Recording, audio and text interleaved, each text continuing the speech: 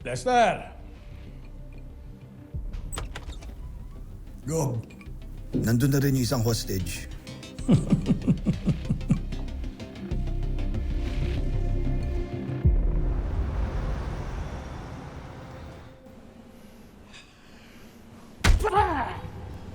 Gob! Maawa naman kay Mang Javier!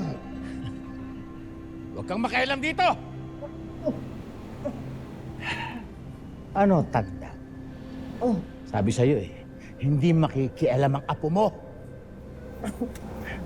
Dahil hindi ka niya kayang tiisin.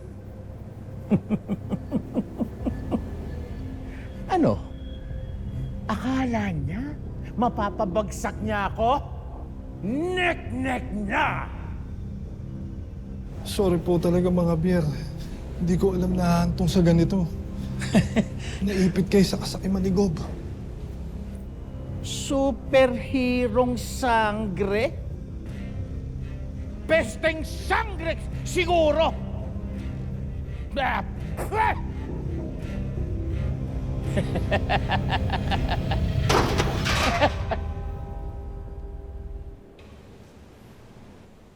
Gob! May multo ata dito! Oy, baka lasing ka lang. Alam mo, ang alak, sa tiyan nilalagay, hindi sa ulo.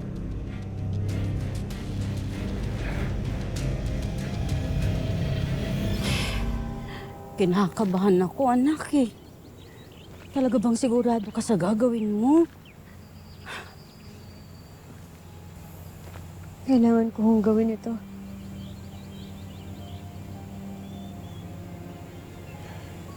Para kay Lolo.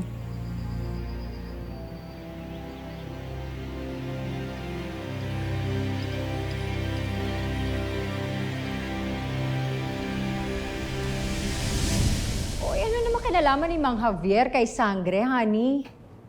Ano ka ba, honey? Si Mang Javier ay si Lolo Javier ni Terra. Hindi mo ba gets yun? At si Terra at si Sangre ay iisa. What? Wait, totoo ba yan, honey? Of course!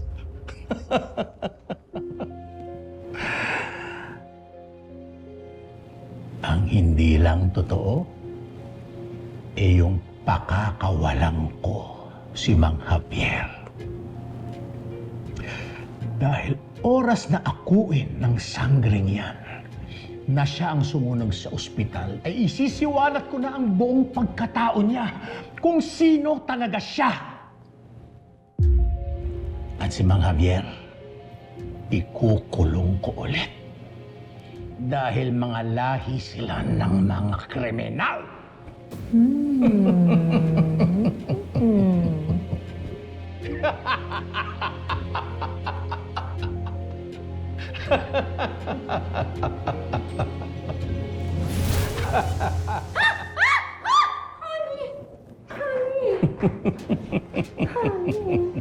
Nandito na ako. Para tumupad sa usapan. Very good. Very good. The show is about to begin. Hua!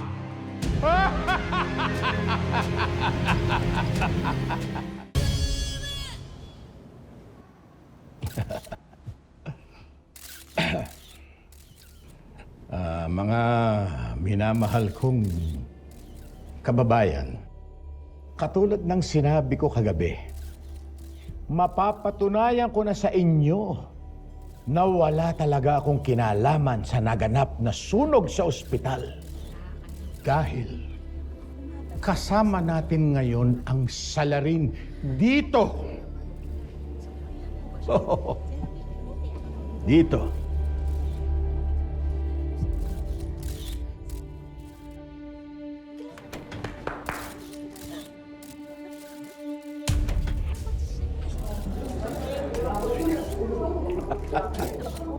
Nasa harapan ninyo ang totoong nagpasunog sa ospital.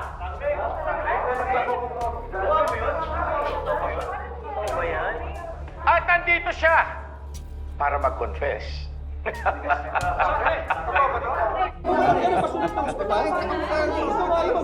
Aminin mo na, Sangre. Aminin mo na, sinisiraan mo lang ako, hindi ba? At para namang may ambisyon kang pumasok pa sa politika. O, di ba?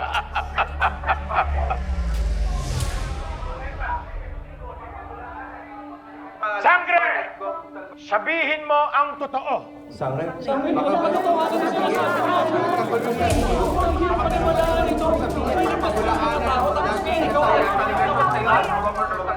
Sangre kaya talaga?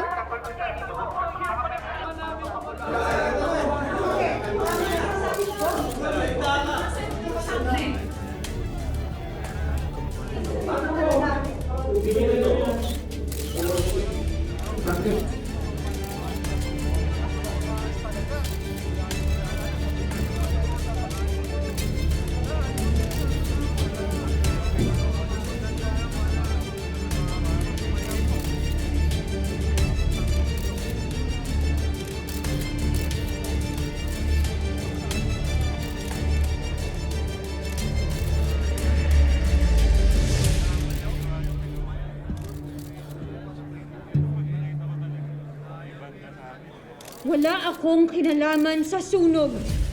Kung ano yung mga sinabi ko kasama ang star witness na si Mrs. Dula. Yun rin ang sasabihin ko sa inyong lahat ngayon. Si Governor Emil Salvador ang mastermind ng lahat ng to.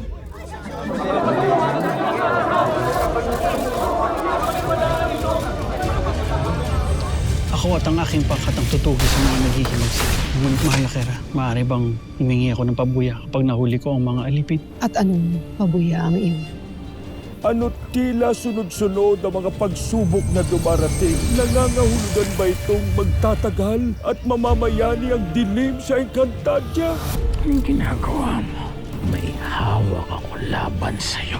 Anak, ika'y maghanda. Kung sino man ang makadadakip sa mga sangre, ay bibigyan ko ng pagkakataon maging isang obla. Sa pagdating ni Sangre Terra, malapit na nating masilayan ang liwanag. Gratek.